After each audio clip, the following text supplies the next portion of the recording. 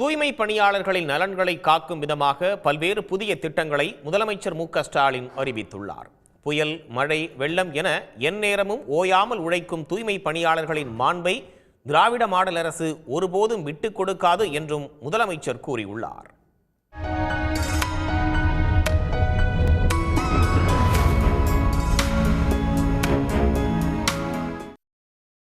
தலைமைச் செயலகத்தில் முதலமைச்சர் மு.க.ஸ்டாலின் தலைமையில் அமைச்சரவை கூட்டம் நடைபெற்றது. இதில் தூய்மை பணியாளர் நலன்களை காக்கும் விதமாக 6 சிறப்பு திட்டங்கள் அறிவிக்கப்பட்டன. அதன்படி தூய்மை பணியாளர்கள் நோய்களால் பாதிக்கப்பட அதிக வாய்ப்புள்ளதால் தொழில்சார் நோயை கண்டறிந்து சிகிச்சை அளிக்க தனித்திட்டம் செயல்படுத்தப்படும்.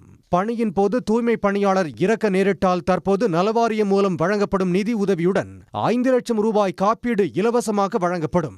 இதனால் 10 லட்சம் இழப்பீடு கிடைத்திட வழிவகை செய்யப்பட்டுள்ளது. குடும்பத்தினர் சுய தொழில் தொடங்கும் போது திட்ட ஒதுக்கீட்டில் 35 விழுக்காடு அல்லது அதிகபட்சமாக 3,50,000 ரூபாய் வரை மானியம் வழங்கப்படும்.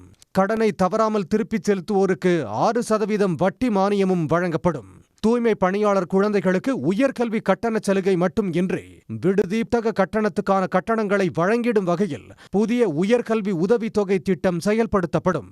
நகர்ப்புறங்களில் சொந்த வீடு இல்லாத தூய்மை பணியாளர்களுக்கு 3 ஆண்டுகளில் நலவாரியத்தின் உதவியுடன் 30,000 குடியிருப்புகள் கட்டித்தரப்படும்.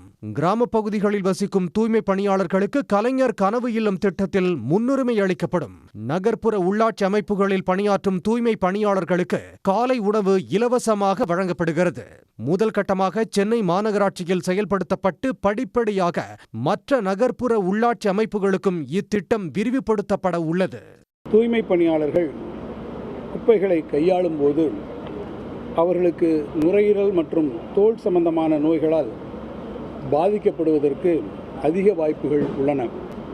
எனவே இத்தகைய தொழில்சார் நோய்களை கண்டறிவதற்கும் சிகிச்சை அளிப்பதற்கும் தேவையான தனித்திட்டம் ஒன்று செயல்படுத்தப்படும். தூய்மை பணியாளர்களுடைய குழந்தைகள் எந்த பள்ளியில் பயின்றாலும் அவர்களுக்கு உயர்கல்வி கட்டண சலுகை மட்டுமின்றி விடுதி கட்டணம், புத்தக கட்டணங்களுக்கான உதவித்தொகையை வழங்கிடும் வகையில் புதிய உயர்கல்வி உதவித்தொகை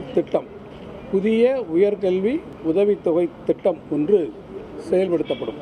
நாளும் நம் நகரங்கள் இயங்க நள்ளிரவு, புயல், மழை, வெள்ளம் என எந்நேரமும் ஓயாமல் உழைக்கும் தூய்மை பணியாளர்களின் மாண்பினை திராவிட மாடல் அரசு ஒருபோதும் விட்டுக் கொடுக்காது என்று முதலமைச்சர் மு.க.ஸ்டாலின் கூறியுள்ளார்.